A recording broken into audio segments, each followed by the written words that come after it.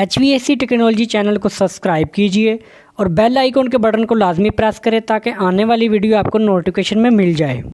Hello दोस्तों, आज हम आपके लिए HVAC से रिलेटेड जो वीडियो लेके आए हैं। मुझे काफ़ी कमेंट्स इन लोगों ने पूछा कि जो अब्जॉर्प्शन साइकिल होता है इसका हीटिंग साइकिल के ऊपर डायग्राम बनाई जाए।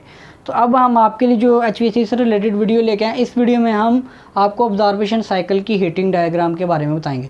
दोस्तों इसमें इतनी ख़ास चेंजिंग नहीं होती, इसमें जस्ट हम एक दो लाइन्स को चेंज करते हैं जिसकी वजह से हमारा सिस्टम हीटिंग पे चला जाता है और हमने ऑप्शन से इसको हीटिंग पे कमांड देनी होती है। उसके अलावा इसमें हम जो कूलिंग वाटर है वो इस्तेमाल नहीं करते। अब्जॉर्बर में से हमारा कूलिंग वाटर नहीं गुजरेगा, उसको भी हम बिल्कुल खाली कर लेंगे। उसके अलावा हम इसके कंडेंसर में से सारे पानी को ड्रेन कर देंगे हीटिंग पे चलाने से पहले।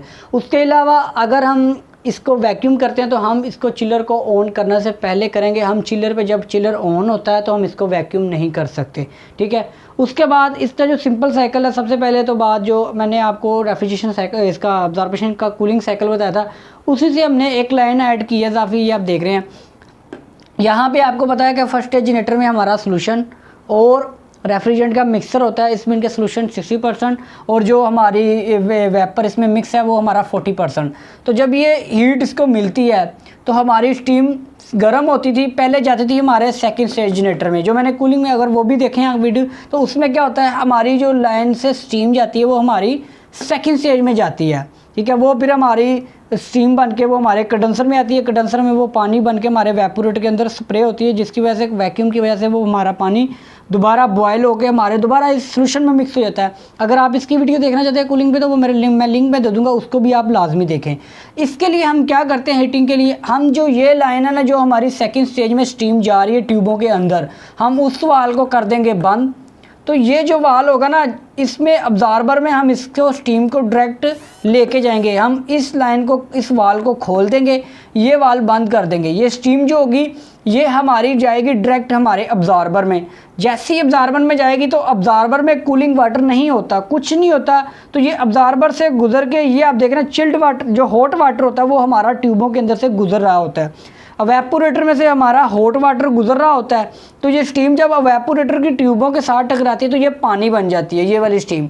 ये स्टीम हमारी डायरेक्ट अब्जॉर्बर से गुजर के हमारे हॉट वाटर की लाइन है ये, इसका तकरीबन हमने 40 सेंटीग्रेड टेम्परेचर रखा होता है, 45 सेंटीग्रेड टेम्परेचर रखा होता है, लेकिन ये स्टीम का टेम्परेचर बहुत ज़्यादा होता है, ठीक है। जिसकी वजह से जब ये हमारी स्टीम इन ट्यूबों के साथ टकराती है तो ये जो स्टीम होती है ये अपनी हीट दे देती है इस हॉट वाटर को।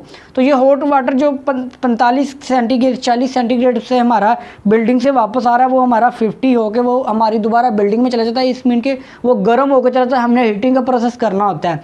तो जैसे ही ये स्टीम हमारी ट्यूबों के साथ टकराएगी वो पानी बन जाएगी। अब जब जैसे ही वो पानी बनेगी तो वो दोबारा पानी हमारे इस यहाँ से ओवर होके वो हमारे सोल्यूशन में चला जाएगा। यहाँ स्टीम बन के वो हमारे इस सोल्यूशन में चला जाएगा।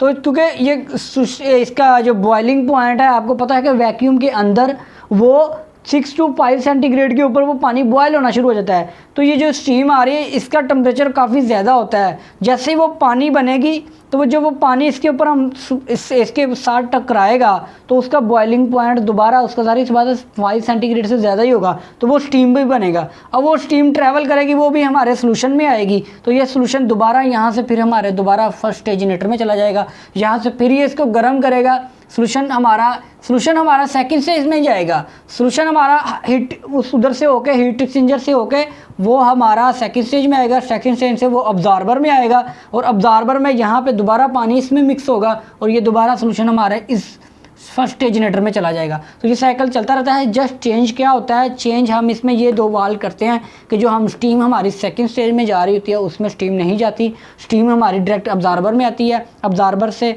वो तो डायरेक्ट हमारे वेपोरेटर में आएगी, वेपोरेटर को हीट वो ट्रांसफ़र करेगी। तो ये जो चिल्ड हॉट वाटर होगा ये गर्म हो जाएगा और वो दोबारा बिल्डिंग में चल जाएगा। ये सिंपल सा एक हीटिंग का प्रोसेस होता है।